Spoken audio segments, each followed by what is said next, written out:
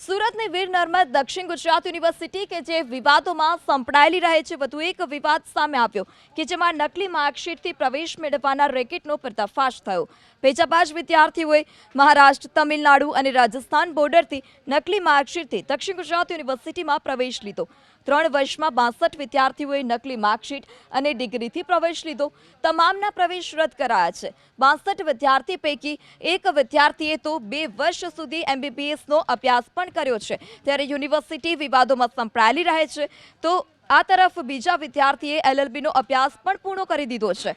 સુરતની દક્ષિણ ગુજરાત યુનિવર્સિટીએ અન્ય રાજ્યોમાંથી પ્રવેશ લેનાર વિદ્યાર્થીઓની માર્કશીટનું વેરિફિકેશન પણ કરાવ્યું, જેમાં બેજાબાજ વિદ્યાર્થીઓની કરતૂતનો ભાંડો ફૂટ્યો કે જેમાં નકલી માર્કશીટથી પ્રવેશ મેળવવાના રેકેટનો પર્દાફાશ થયો।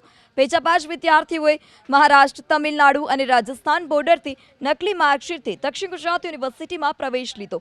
3 વર્ષમાં 62 વિદ્યાર્થીઓએ નકલી માર્કશીટ અને ડિગ્રીથી પ્રવેશ લીધો। તમામના પ્રવેશ રદ કરાયા છે। 62 વિદ્યાર્થી પૈકી એક વિદ્યાર્થીએ તો 2 વર્ષ સુધી MBBSનો અભ્યાસ પણ કર્યો છે, ત્યારે યુનિવર્સિટી વિવાદોમાં સંપડાયેલી રહે છે, તો આ તરફ બીજા વિદ્યાર્થીએ LLBનો અભ્યાસ પણ પૂર્ણ કરી દીધો છે। સુરતની દક્ષિણ ગુજરાત યુનિવર્સિટીએ અન્ય રાજ્યોમાંથી પ્રવેશ લેનાર વિદ્યાર્થીઓની માર્કશીટનું વેરિફિકેશન પણ કરાવ્યું, જેમાં બેજાબાજ વિદ્યાર્થીઓની કરતૂતનો ભાંડો ફૂટ્યો।